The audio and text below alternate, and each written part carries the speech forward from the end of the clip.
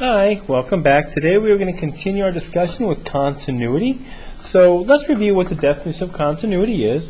One, you have to make sure that the value itself exists. Two, you have to make sure that the limit as we approach exists.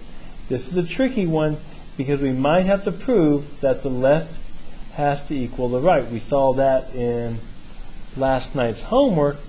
And the third example is, for the third part, we have to make sure that the value is equal to the limit. And if all of this is true, we can say that the function is continuous. So let's take a look at these four examples right here.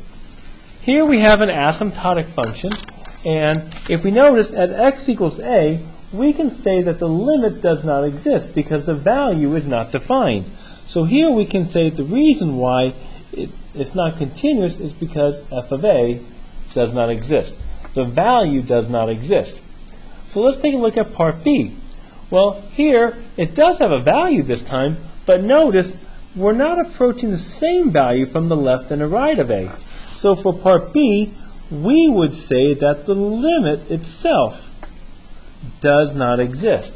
So remember what we talked about yesterday. If any part of our definition breaks, then it's no longer considered continuous. Let's look at C. Well, why would this not be continuous?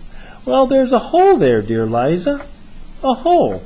So that's telling me that the value at A, again, does not exist. Now, the last one looks kind of similar to part C, but if we notice in this one, it does have the same hole, but we have a value. So this one at A, we do have a limit. We are approaching the hole from both sides. But here, down here, we have a value. But it's not considered continuous because it breaks the third part, that the value does not equal the limit itself. And so we can say that this is no longer continuous for us at that point.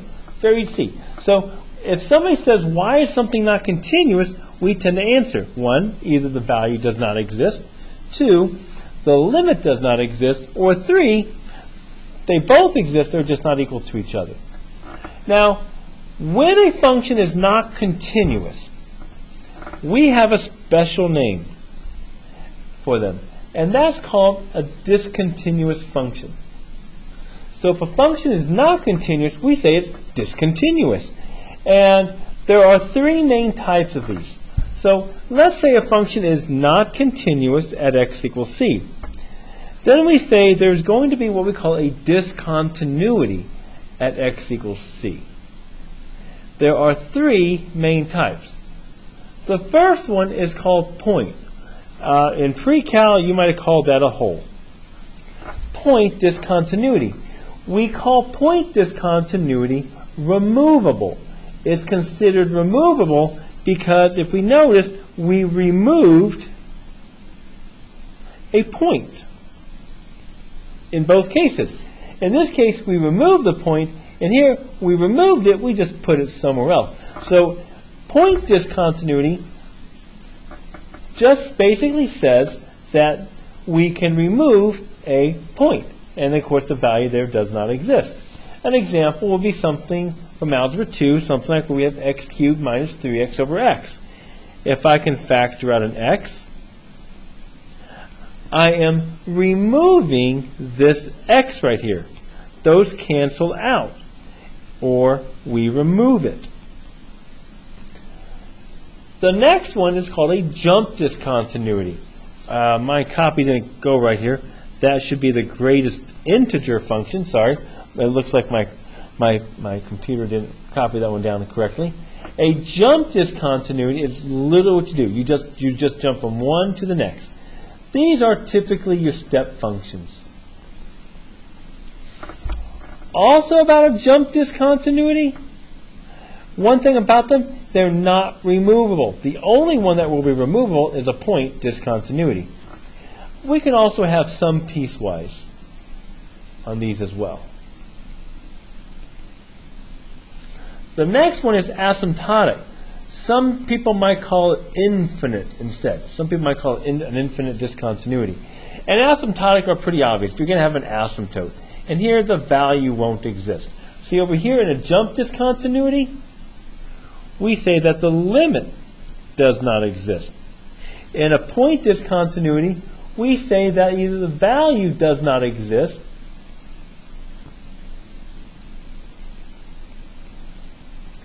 or that the limit doesn't equal the value.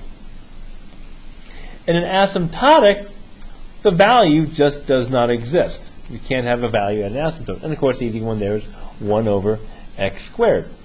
So let's apply these real quick. So all we want to do is be able to look at a function and determine, well, what type of discontinuity is there? And that's what we're going to do down here. So if we look here, it asks us to identify all the types of discontinuities for the graphs below by establishing the undefined values. Discuss the continuity of each domain, of each. So if we look at question number 1 right here, there's an asymptote at -4. So we can say because there's an asymptote, this has an asymptotic discontinuity. So we would say at x equals -4, there is an asymptotic discontinuity.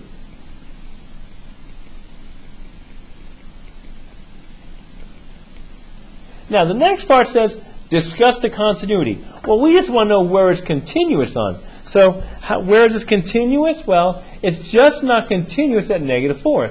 So we can say this is continuous on the domains -infinity to -4, or from -4 to infinity. Very easy to do. Look at number 2.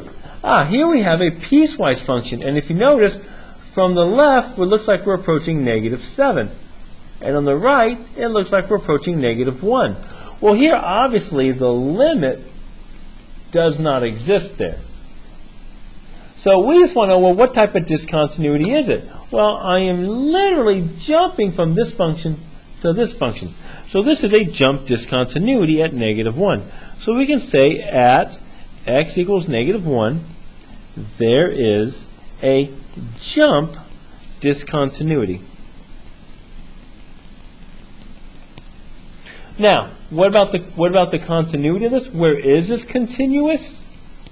Well, where is this continuous? Well, it's going to be continuous everywhere but at -1.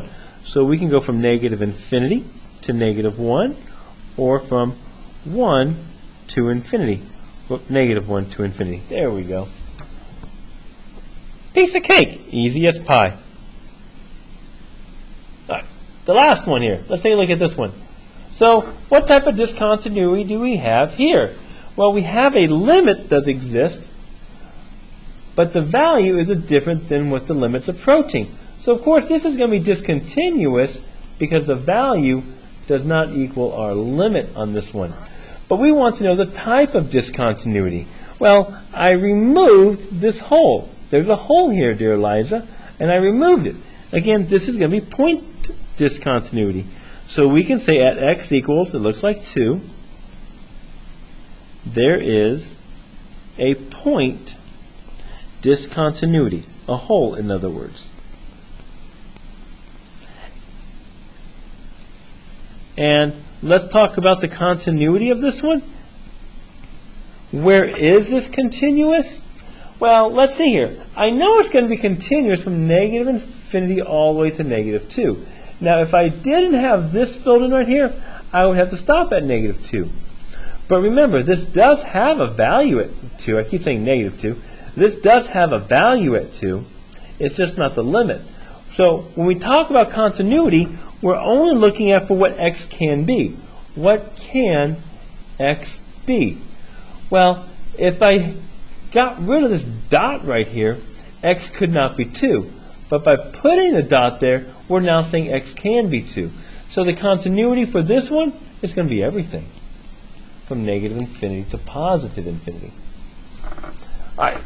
So go on to the second part, and we'll talk about continuity of a closed interval.